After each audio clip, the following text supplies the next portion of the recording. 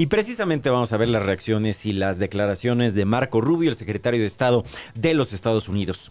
Estados Unidos no tomará parte en gobernar el día a día de Venezuela, sino que continuará aplicando la cuarentena petrolera existente y usará esa presión económica como palanca para generar cambios de política que beneficien al pueblo venezolano. Bueno, reforzando, esperando que me parece como que Marco Rubio tiene tanta información, tantas líneas discursivas, pero las va sacando en la medida que Trump da un paso adelante. Sí. Y es cuando Marco Rubio refuerza, porque si le intentan preguntar algo a él fuera del guión que existe y del cual Trump no se ha pronunciado, simplemente no dice absolutamente nada. No, pero como vocero también reafirma muy bien todos los conceptos de los cuales ya ha comunicado el presidente de los Estados Unidos, Donald Trump. Nuestra intención no es administrar Venezuela directamente, sino presionar mediante el bloqueo a los tanques sancionados y otros mecanismos para ver transformaciones en la gestión del petróleo y al mismo tiempo, dice, frenar actividades como el tráfico de drogas que afectan a la región. Vamos a ver otra de las declaraciones que dio este fin de semana precisamente Marco Rubio.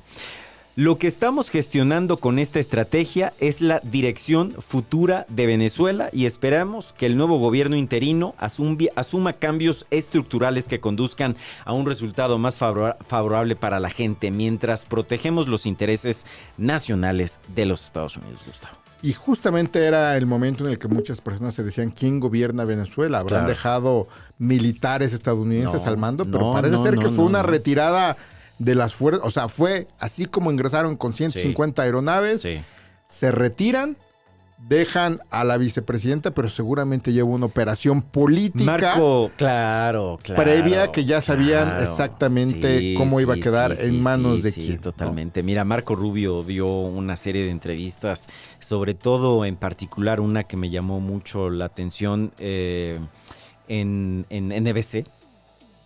En donde justamente le preguntaban si había sido, hablaban de la guerra, ¿no? Y fue muy enfático en decir, ¿cuál guerra? Aquí no hubo ninguna guerra, hubo una detención, ¿no? Para esta detención tuvo que haber una planeación estratégica, claro que tuvo que entrar el ejército de los Estados Unidos porque se está entrando en territorio prácticamente hostil. Y dijo, pero aquí no se equivoquen, no hubo ninguna invasión y no hubo ninguna guerra. Fue un operativo para hacer una detención y se obró pues en minutos y salimos del país. Aquí no hay ninguna invasión. Fue muy enfático. No hay una sola imagen, una foto de un militar, de un vehículo, de un tanque, de un Humvee, de un buque. La imagen únicamente que vimos todos en pantalla, ¿no? La de los 3-4 helicópteros sobrevolando un corredor que le habían abierto. Exactamente, de seguridad, que le habían abierto algunos cazas, ¿no? Anulando la operación de baterías antiaéreas rusas que se encuentran en territorio venezolano y lo cual te habla y te abre, obviamente, el debate de que precisamente, ¿no? Ellos, su discurso es muy claro y es muy directo y lo ha mencionado el presidente de los Estados Unidos, Donald Trump, y lo ha reiterado Marco Rubio en diversas ocasiones y a lo largo de todas las entrevistas que dio este fin de semana en las diferentes cadenas allá en los Estados Unidos, el que ellos están velando por la seguridad de la zona, ¿no? De la región en general.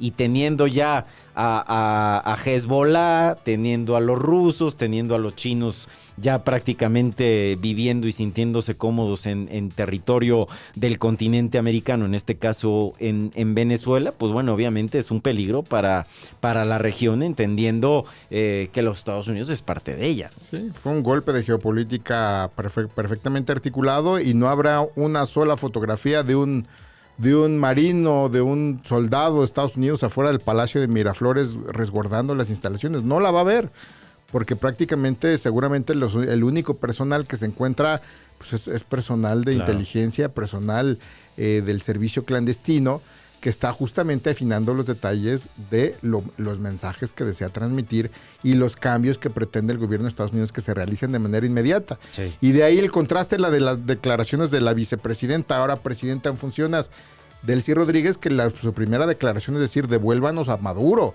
Maduro es el único presidente y ahora ya está en un tono de decir, bueno, pues vamos a colaborar, vamos a ver cómo trabajamos en esta transición. ¿Por qué? Porque fue propio Donald Trump quien le manda un mensaje, ya ni siquiera a través de un cable diplomático, de un back channel, de un agente de inteligencia. No, fue a través desde el chacaleo les dice, si Delcy Rodríguez no hace lo que le decimos, le va a ir peor que a Maduro. O sea, una amenaza pública, ¿no? En todos los medios y en todas las redes. ¿Cómo estará siendo esto recibido por la cúpula venezolana, por el régimen y los pocos o muchos simpatizantes del régimen de Maduro? Porque ya debe de existir ahí al interior una psicosis de desconfianza entre ellos mismos de decir, sí, ¿quién traicionó? ¿Quién traicionó? ¿Quién se vendió? ¿Quién se ausentó? Claro, porque ¿quién se acepta, ¿no? Que dentro del gobierno del presidente Maduro tenían gente que les dio prácticamente las coordenadas y les dio santo y seña de dónde se encontraban y que incluso les dio obviamente los mapas y los planos de esa base militar o de la zona en donde se encontraba esa noche el expresidente Maduro. Estas declaraciones, dice Marco Rubio, buscan calmar temores de una intervención prolongada o de construcción nacional, dejando claro que Estados Unidos utilizará herramientas económicas y diplomáticas más que un rol administrativo directo para influir en el futuro político de Venezuela, ¿no? Y únicamente, repito, refrendan los dichos del presidente de los Estados Unidos. Evidentemente ya hay una presión y el propio Marco Rubio reconoce que ante la pregunta de cuándo habrá elecciones libres y democráticas, dice, bueno, llevamos prácticamente 24 horas ahí, no me pueden estar haciendo esa pregunta, ¿no? Pero es algo que con el paso de las semanas y los meses va a retomar una importante fuerza porque es bien sabido que Estados Unidos en sus experiencias, en sus incursiones, en sus derrocamientos militares o ejecuciones, la realidad es que lo difícil, lo crítico, lo costoso económica y políticamente es gobernar. Es generar condiciones de respeto de derechos humanos y que haya condiciones para elecciones libres, democráticas, que tengan un reconocimiento internacional. Y es algo que se antoja, pues, difícil en términos de los tiempos políticos que está viviendo el mundo, la geopolítica a la que hacía referencia, y que muy probablemente nos vamos a ir a un horizonte de varios años antes de poder hablar de una transición auténtica, democrática, en manos de los venezolanos a través de una elección libre sin injerencias extranjeras. Va a tardar bastante tiempo evidentemente sí, no, que será aprovechado. Días, claro, va a ser aprovechado por las empresas petroleras de sí. Estados Unidos para capitalizar esta posibilidad de explotar las reservas de crudo que hay en esa región, ¿no? Que tampoco es nada nuevo, ¿no? Porque digo, pocos saben y sobre todo, pues obviamente los despistados que no están al tanto de lo que está ocurriendo allá en Venezuela y de la relación que existe con muchas empresas y con los Estados Unidos. Pero Venezuela ya le vende petróleo a los Estados Unidos. Claro. Es decir, es decir, ya es cliente, ¿no? Y hay empresas norteamericanas que ya extraen y que ya trabajan directamente con el gobierno de Venezuela explotando justamente este recurso natural, ¿no? No, es decir, Estados Unidos no llegó ahí como la narrativa de izquierda hoy está vendiendo a los despistados de que van por el petróleo. Ya lo tienen. O sea, claro. Ellos ya son clientes la tecnología de Petróleos de Venezuela S.A., ¿no? Así es. Entonces, no es nada, realmente no es nada nuevo, ¿no? Dijo Marco Rubio, nos importan las elecciones, nos importa la democracia, nos importa todo eso, pero lo más importante es la seguridad, bienestar y prosperidad de los Estados Unidos. Eso es un guiño, obviamente, a sus bases. Y en eso nos vamos a centrar antes que nada. Totalmente. Totalmente. A ver, mira, es que al menos lo que va se a pasar. agradece, es que al menos se está agradeciendo la franqueza. Sí. No están, es decir, ellos no se están llamando los libertadores del continente de América. Ellos van a lo que van, ¿no? Esto es un negocio, es un tema de seguridad, es un tema de bienestar nacional, hemisférico. sobre todo, a ver, el tema de la seguridad nacional. Bueno, ya, mira, el tema del narcotráfico ya es un tema que estará a discusión y si bien se tomó como pretexto, obviamente, para poder ingresar a otro país y realizar actividades militares en un tercer país como pudiera ocurrir en México o como simplemente ya ocurrió, ¿no? Como ya ocurrió prácticamente hace un año, pero ya venía, digamos que con jiribilla esta denominación de terrorismo al narcotráfico, ¿no? Totalmente, son conceptos que se han acuñado y que, como bien dices, están bastante anunciados. O sea, desde hace cuánto Donald Trump venía prácticamente desde la campaña y desde antes de que tomara posesión del cargo anunciando esta posibilidad. ¿Y qué va a pasar? Efectivamente, podamos estar o no de acuerdo con esta invasión o afectación a la soberanía de Venezuela, pero se vendrá una fuerte inversión de empresas petroleras de Estados Unidos. Sí. Se vendrá una fuerte inversión todas social. Las que, a ver, es que ¿no? Todas las que expropiaron, ¿no? Sí. Y seguramente va a haber ahí y a las cuales seguramente rondas y a las cuales seguramente no les pagaron, ¿no? Y seguramente va a incrementar el nivel de extracción de barriles diarios de petróleo en Venezuela, que había disminuido considerablemente, muchísimo, ¿no? Seguramente rebotaremos a menos de 400,000 a 400,000 según el último seguramente dato, regresaremos, ¿no?, a niveles de 2 o 3 millones de producción, ¿no? Con los cuales evidentemente se va a financiar la reconstrucción. Bueno, en teoría, sí, claro, eso es lo que están anunciando. Va a haber seguramente una fuerte inversión social, pero en programas sociales, en apoyos económicos, en reactivación económica. Pero pues evidentemente también se va a pagar todos los gastos que ha representado este esfuerzo por parte de Estados Unidos. Entonces no es secreto lo que va a pasar con Venezuela, que seguramente será objeto también de un par de bases militares de Estados Unidos, cuando menos. Y ahí sí agárrate, porque México tal vez tenía contemplado en el presupuesto de egresos un precio de venta del petróleo y seguramente esto traerá un daño económico al país al reducir los costos por barril, ¿no? Porque normalmente lo que sucede cuando hay este tipo de eventos internacionales, el precio del petróleo ¿bajará? Bueno, se dispara primero por el riesgo. Por la incertidumbre, pero acá no hay ninguna. No bajó. Aquí no hay incertidumbre. Bueno, se mantuvo. Parece ser que subió. él también fue parte de su operación política de decir, nadie le sube al precio. Todo está bajo control. Claro, no, pero es que, a ver, no había las condiciones por las cuales ellos tienen la sartén por el mango.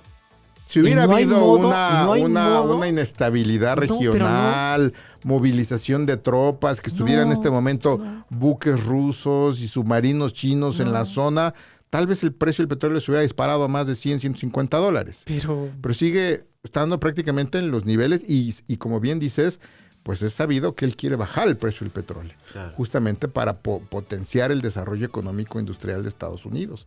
Y las afectaciones para la perspectiva de ingresos del presupuesto de México, tanto de la ley de ingresos como presupuesto de ingresos para este 2026, van a tener que ajustarse. Sí, sobre todo por la gran inversión que se hace en programas sociales, ¿no? El gasto realmente que se hace en este rubro no es cosa menor y la verdad es que está para pensarse qué es lo que va a pasar, porque obviamente, a ver, sería tonto no esperar que baje el costo del petróleo, ¿no? Y creo que vale la pena que hablemos de que sí hay que contemplar este tipo de escenarios para el caso de México, independientemente del lado que estemos sobre esta incursión o extracción, sustracción o detención del presidente Nicolás Maduro en Venezuela.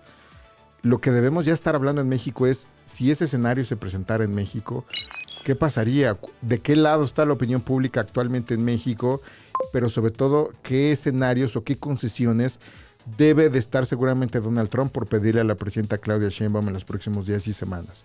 Tú hablabas hace algunas semanas sobre la deuda que existe sobre ciertos perfiles a nivel ejecutivo en la política mexicana, dentro del partido Morena, en algunas gubernaturas, que son personajes que ya la opinión pública tiene muy identificados y muy vinculados a lavado de dinero, actividades ilícitas que no han sido perseguidos y que eso vino a dar con un un cambio, un fuerte manotazo en la Fiscalía General de la República.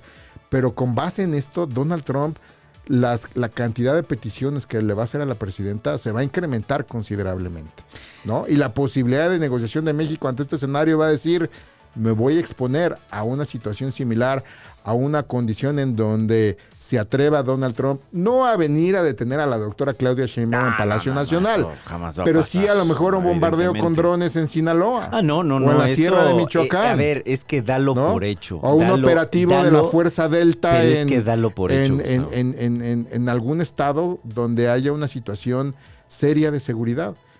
¿Y cómo va a debilitar eso la posición del Estado mexicano en los términos actuales, ¿no? Pero es que eso, créeme, dalo por hecho. Los más sesudos analistas internacionales, ex agentes de la CIA y del Ejército de los Estados Unidos, en estos días se han dedicado a decirlo no únicamente en redes sociales, sino en las más grandes plataformas de información a nivel global. Ya se tomó la decisión de tomar el toro por los cuernos y el presidente Trump va a acabar con el narcotráfico en el continente. Ha sido una de sus deja tú de promesas de campaña, y así como terminó con la entrada de ilegales a los Estados Unidos, dijeron va a acabar con el narcotráfico. Y eso incluye México, eso incluye Colombia y otros países. ¿Qué concesiones que no ha dado la presidenta Sheinbaum tendrá que dar en las próximas semanas? Claro. ¿Públicas o no públicas? Claro. ¿No? Porque se supo en su momento Omar García Harfuch, acuérdate que reconoció el sobrevuelo de drones sobre Valle de Bravo, ¿no? Sí. Entonces, ¿cuántas de estas concesiones? Vamos a empezar a ver barcos anfibios estacionados fuera de los puertos más emblemáticos. Vamos a ver más presencia de operativos militares encubiertos en territorio mexicano. Uh-huh. Seguramente. Y va a seguir siendo la misma postura de la presidenta. Creo que ya no hay lugar a duda de los límites a los que está dispuesto a llegar Donald Trump, como lo ha hecho en el caso de Venezuela. Y es algo que los reporteros irremediablemente quieren inflamar, quieren irradiar, hacer pensar que el Palacio Nacional es el equivalente al Palacio Miraflores y que así va a ser detenida la presidenta Sheinbaum, lo cual Donald Trump tiene muy claro que la simpatía y el apoyo social y la capacidad de movilización de algunos sectores dentro y fuera de Morena y del obradorismo es muy superior a lo que está sucediendo en Venezuela y no podría ser tolerada bajo ninguna circunstancia una operación de esa magnitud. Pero hay otros niveles de margen que tiene el gobierno de Estados Unidos para actuar en México. Y la gran pregunta que hoy en un analista con Aristegui hacía ver sobre el nivel de corrupción de algunos mandos militares de generales en Venezuela, irremediablemente la pregunta que va a surgir en México es ¿qué generales o qué almirantes en México estarían dispuestos a venderse a los intereses de Estados Unidos a cambio simplemente de dinero o de visas? Incluso mencionaban los analistas igual esta mañana, precisamente en este espacio informativo que encabeza Carmen Aristegui en Grupo Radio Centro y a través de sus plataformas, que el equipo de seguridad de inteligencia cubano que protegía a Nicolás Maduro dijo, estos sí son incorruptibles. El último porque círculo. Traen una carga ideológica que está por encima de cualquier monto que les pudieran ofrecer para traicionar a quien cuidan, a quien vigilan, ¿no? Y por eso terminaron privándolos de la vida. Sí. La También pregunta ese es otro de los grandes temas. ¿cuál es el anillo ideológico de lealtad incondicional que tiene la presidenta alrededor? Sabemos que no hay guardia presidencial, sabemos que fue desaparecida ese agrupamiento en el ejército y las fuerzas armadas, sabemos que cuenta con una ayudantía, que son prácticamente jóvenes que le ayudan a la gestión de peticiones y organización de eventos en sus giras, pero con el clima político que se vive y al interior de Morena, ¿cuál es el círculo duro de que pudiera representarle un blindaje político y de seguridad a la presidenta ante amenazas de esta magnitud? Creo que esa es una reflexión que se está haciendo la doctora Claudia Sheinbaum en estos momentos, ¿no?